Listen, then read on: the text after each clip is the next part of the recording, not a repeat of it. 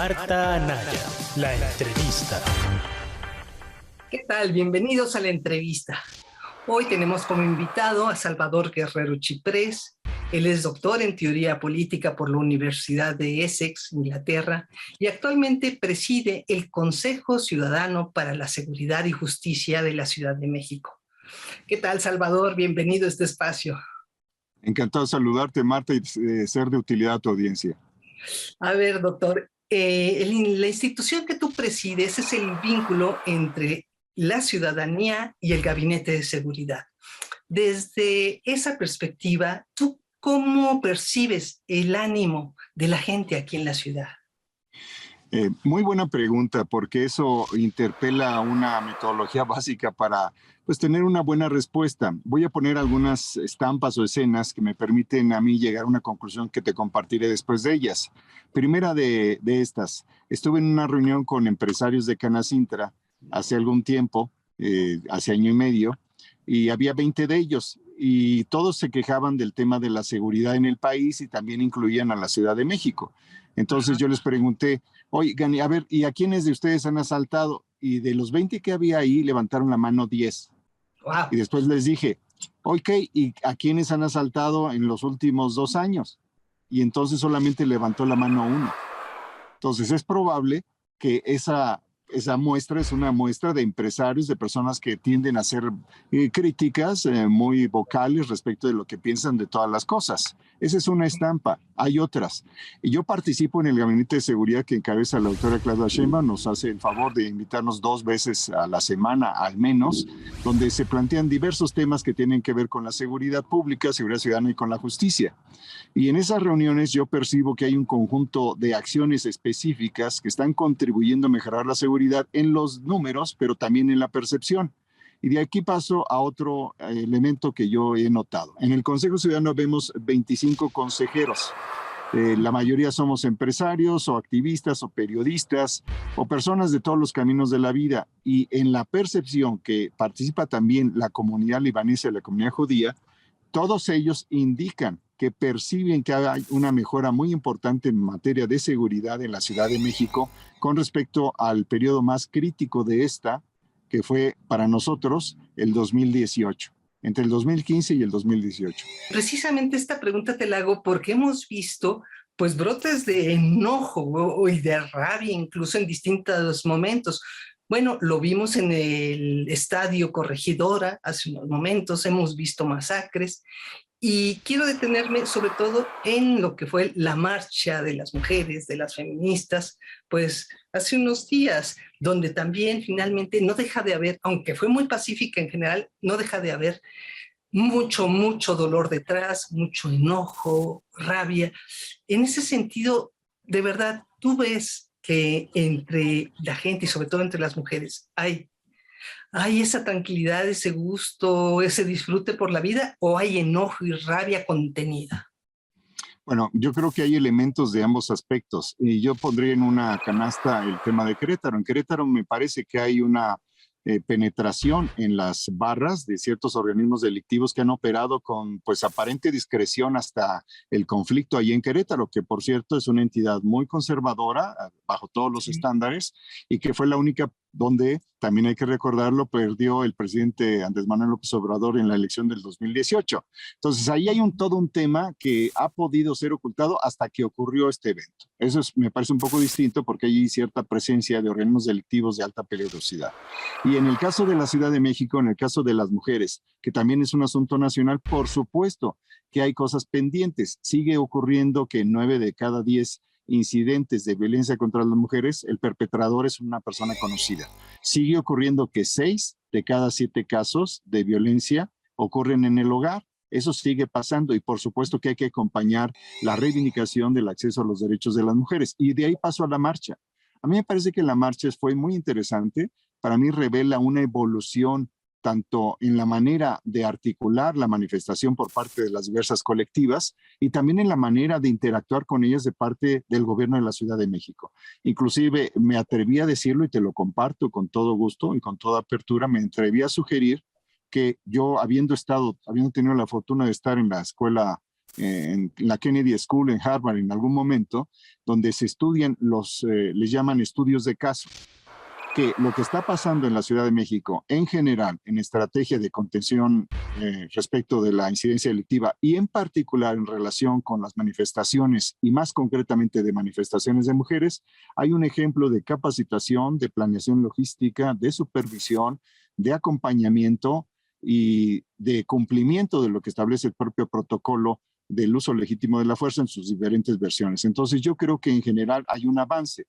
Pero insistimos, por supuesto que hay pendientes en materia de seguridad y justicia respecto de las mujeres. También hay que decir que para mí es imposible afirmar que ahora hay más violencia que en los tiempos de Pedro Infante o de Vicente Fernández o de Emiliano Zapata. O sea, no veo manera en que la tasa por 100,000 de mayor agresión contra mujeres sea actualmente mayor que en épocas de un machismo que había sido convertido en parte de la estética y de la propia historiografía oficial. Entonces, yo creo que hay elementos que hay que asumir y la Ciudad de México es mucho más combativa, más politizada, más informada que cualquier otra entidad, salvo tu mejor opinión. Entonces, no es raro que todo se preste a un debate.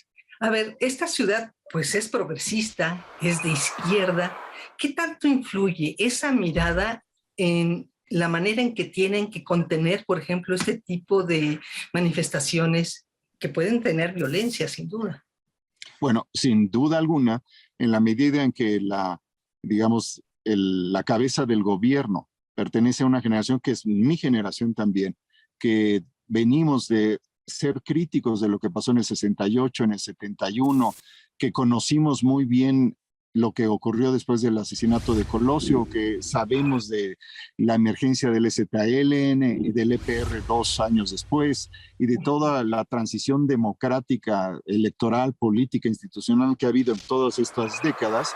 Yo te diría que todos aquellos que tenemos una cierta simpatía con el tema de la izquierda, que quiere decir la comunidad, que quiere decir la igualdad, que quiere decir la presencia del Estado para contribuir a ello, esa izquierda y sus diversas interpretaciones, pues eso puede influir en que la utilización, el despliegue policial sea muy equilibrado, sea muy mesurado y que siempre trate de evitar el asunto de cero parecer represivo. Entonces sí hay una influencia muy clara en ese aspecto y también lo hay en la práctica concreta de cómo se dialoga con las manifestaciones y los segmentos de las manifestaciones que son peculiarmente violentos que también existen y que han existido en todas las manifestaciones en cualquier país. Sí hay segmentos más violentos que otros y eso no deslegitima la calidad, no deslegitima la agenda ni el programa político-social que las diferentes marchas quieran presentar ante la opinión pública. ¿Y tú crees que esa táctica ha funcionado? Porque sí hemos visto de repente destrozos espantosos,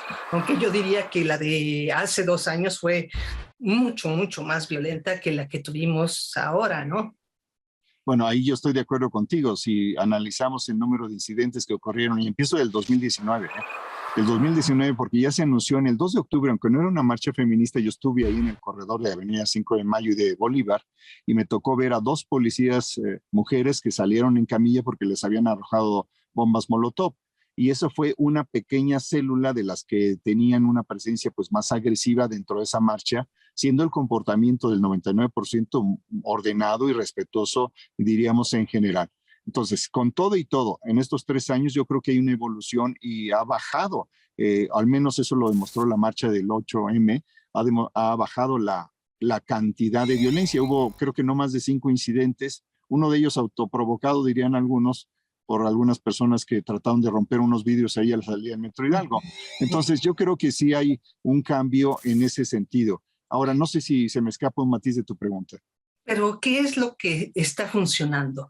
La manera de acercarse a ellos, del propio lado de las manifestantes, las declaraciones de Martí Batres, que yo no sé si desincentivaron también aquellos diciendo de se viene una marcha muy violenta. O sea, ¿qué es lo que realmente ha funcionado? Y lo pongo entre comillas. Bueno, yo creo que hay una mayor capacitación de la fuerza policial para interactuar con las manifestantes. Y el 22% de la fuerza policial son mujeres.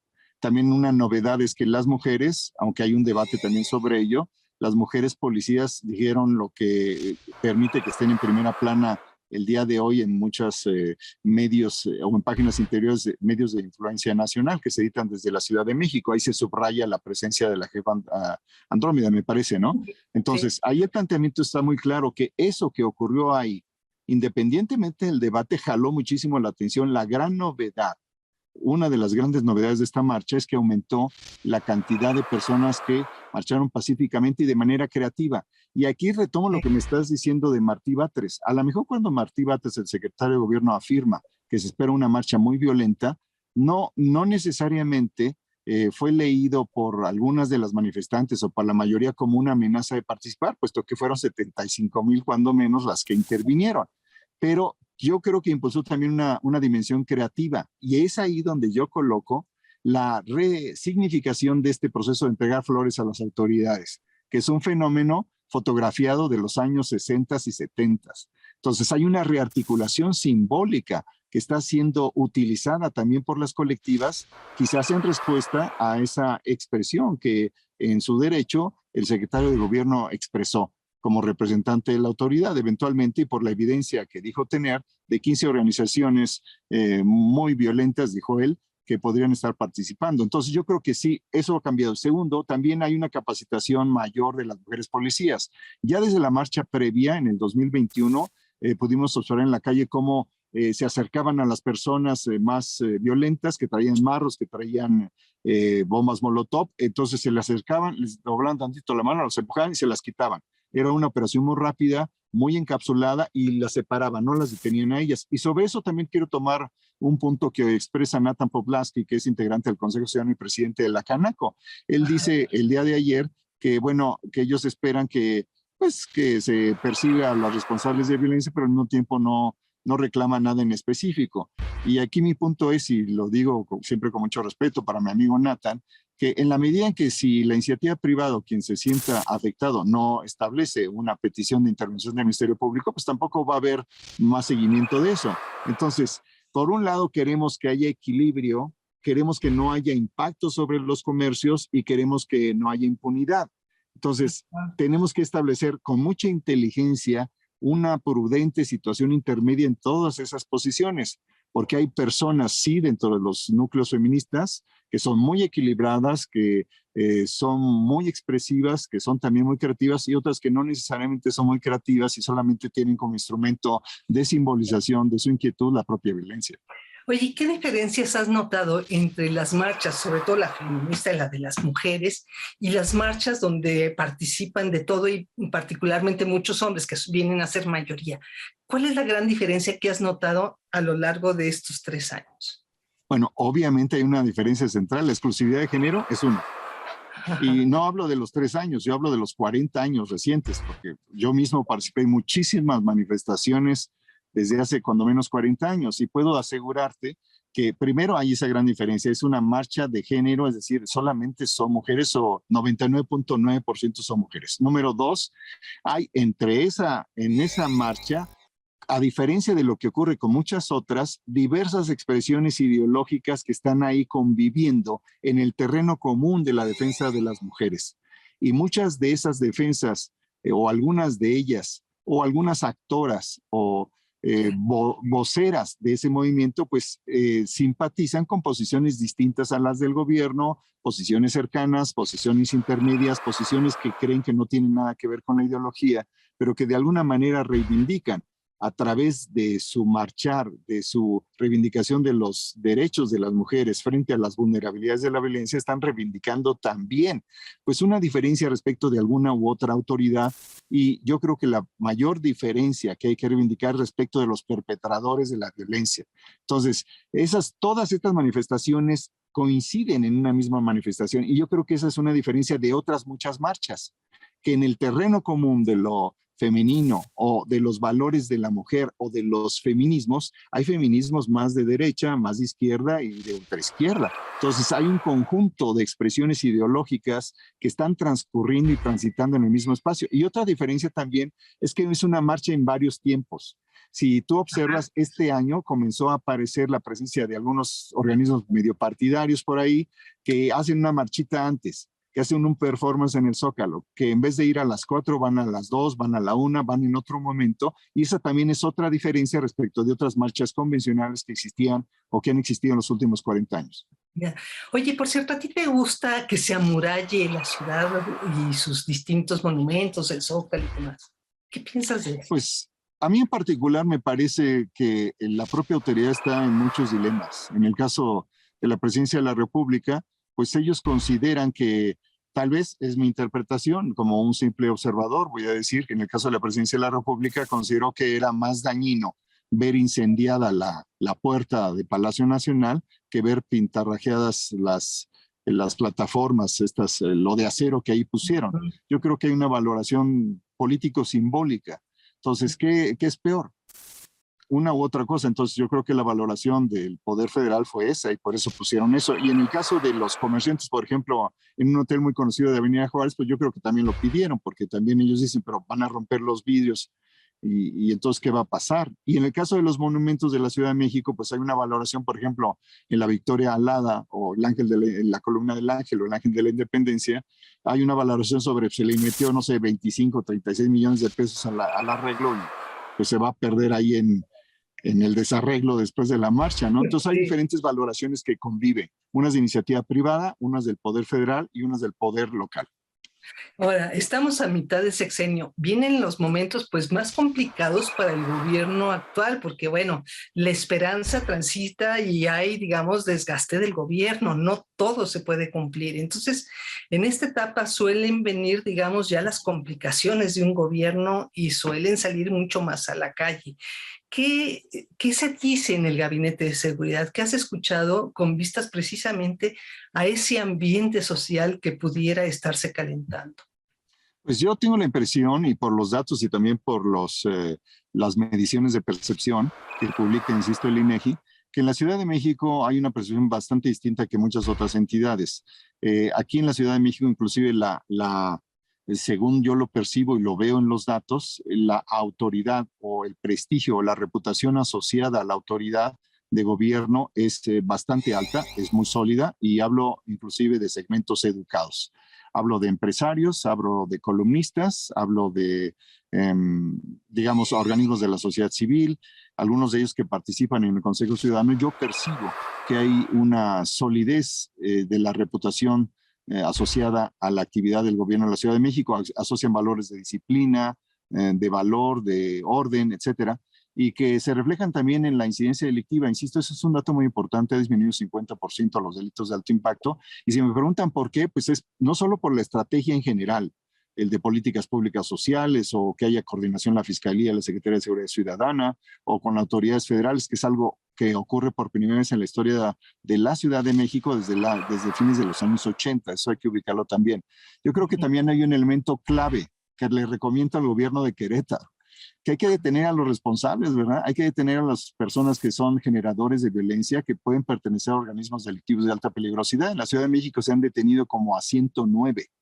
Ninguna otra entidad ha detenido a tantas personas de alta peligrosidad y las ha remitido al sistema penitenciario como la Ciudad de México. Y eso sí impacta y hace repensar a los delincuentes cómo actúan y dónde actúan. Oye, la universidad hubo un tiempo en que se convirtió en centro de conflicto, o por lo menos muchachos que iban y se escondían precisamente en el auditorio Che Guevara, ahí en la Facultad de Filosofía, que fueron, ahorita me los recordaste, los que aventaron la bomba a la puerta de Palacio Nacional y demás. Eso sigue existiendo, lo tienen detectado, ya no participan. ¿Qué fue de ellos? ¿Los detuvieron? Pregunto. Bueno, en principio hay que decir que lo de Che Guevara es inadmisible. Yo soy egresado de 2 carreras terminadas en CU. Y Derecho y comunicación, ¿no? Derecho y comunicación. Entonces yo no veo cómo el propio rector ha negado de sus propias facultades y competencias, y por una valoración, supongo que simbólica, política, mediática, no ha tomado la determinación de recuperar ese auditorio, ¿no? Yo estuve en muchas manifestaciones ahí, participé en ellas, inclusive desde la época en que Rosario Ibarra de Piedra era candidata a la presidencia de la República por el PRT. Y ahí había magníficos eventos de discusión académica, políticos, de todo tipo, y ahora no hay nada de eso, porque está respetándose un espacio que es público, que es de la universidad, a un conjunto de personas que probablemente han participado en prácticas que no son admisibles, ni para la comunidad universitaria y eventualmente para la ley. Entonces, esa es una primera parte de la respuesta. Y la otra, yo creo que a nivel local e internacional, la mayor parte de los activismos de las izquierdas pues están incorporadas a labores de gobierno o labores de acompañamiento de partidos. Y por eso pues están separados de la otra naturalmente adversarial manifestación en las calles que se utilizaba hasta el año 2000 o al 2012 o al 2018, porque en el 2018 hay un cambio de régimen y en el año 2000 hay una transición democrática. Entonces hay un cambio muy importante que implica que muchos de los líderes reales, los activistas con potencia narrativa u organizativa de territorio, pues están en otras labores. Ya. Ahora, el presidente López Obrador hace mucho hincapié que hay grupos que quieren desestabilizar a su gobierno. Yo no sé si esto se manifiesta de alguna manera dentro de la ciudad, dentro de lo que han detectado las autoridades. ¿Qué se dice de ello en las reuniones del Gabinete de Seguridad? Bueno, no es un tema que se aborde mucho, porque ahí es una agenda más bien de qué necesidades hay respecto de ciertos delitos, en qué zonas, qué necesidades de justicia, qué necesidades de coordinación, qué situaciones pueden atenderse. Y es un gran privilegio que nosotros agradecemos en el Consejo Ciudadano que seamos invitados ahí. Entonces, ahí las valoraciones son, pues sí, por supuesto, de carácter, digamos, práctico y específico, lógico. Y las valoraciones que están asociadas a la posibilidad de responder esto de manera satisfactoria, Marta, yo creo que más bien son de otro ámbito, no son del ámbito de la Ciudad de México. La Ciudad de México me parece que está trabajando muy bien. Hay una clarísima articulación y yo lo veo con el Poder Judicial, con la Fiscalía, con coordinaciones de empresarios, muchísimo. Una cosa es que no lo digan en muchos espacios, pero hay una gran articulación con ellos. El propio Consejo Ciudadano participa de ellos. Aquí en el Consejo está Canaco, Coparmex, Canirac, Canadevi, otras organizaciones empresariales, y todos con diferentes matices, pero todos creemos que hay una posibilidad de atender los riesgos tanto de seguridad como los daños probables al tejido social o al tejido productivo. Muy importante diferenciarlo de la Ciudad de México. Creo que hay una capacidad muy distinta y también hay cuadros distintos, pues también hay que decir, ¿no? En la Ciudad de México, cada quien haga sus comparaciones y sus comentarios que los que hay tal vez en otras entidades. Entonces, aquí hay muchísimo trabajo. Yo vi a la jefa de gobierno durante el COVID diariamente con Zoom y todo, pues continuó trabajando y no se ha ido un solo día de vacaciones propiamente, o sea, hasta donde yo sé. Entonces, yo quisiera decirte que en la Ciudad de México hay una ciudadanía compleja que debate, que toda afirmación está sujeta a una validación y una convención, ¿verdad? Hay que discutir con otros y etcétera. Y tú lo ves en la diversidad de la prensa y en sentido amplio de la gestión de medios, incluidos las plataformas digitales que hay en la Ciudad de México, que es muy distinta al resto del país. Inclusive la violencia que ha hecho de sus víctimas a los periodistas es muy distinto de lo que pasa en la Ciudad de México que lo que ocurre, por ejemplo, en Baja California. Entonces, yo creo que hay que valorar lo que tenemos en la Ciudad de México, que es muy importante. Pues estamos a punto de cerrar. ¿Qué dirías que nos falta en un minuto? ¿Qué te preocupa? Bueno, yo creo que es del mayor interés que todo el ciclo de seguridad y justicia, pasando por el tema del sistema penitenciario, vaya evolucionando de manera más o menos homóloga y pueda proporcionar a todos la capacidad de defender sus derechos hasta llegar a sentencias que causen estado. Porque las sentencias son uno de los indicadores más importantes para decirnos cuánto hemos progresado. Pero eso pasa precisamente por esta depuración y mejoría continua, la profundización de esa mejoría, y también porque los ciudadanos y ciudadanas denuncien. Eso en el Consejo Ciudadano es nuestra misión, contribuir a que la población denuncie, que reporte, porque en la medida que eso ocurre podemos exigir justicia. Pues no se diga más. Salvador Guerrero Chiprés, qué gusto escuchar. Gracias, Marta. Marta Anaya, la entrevista.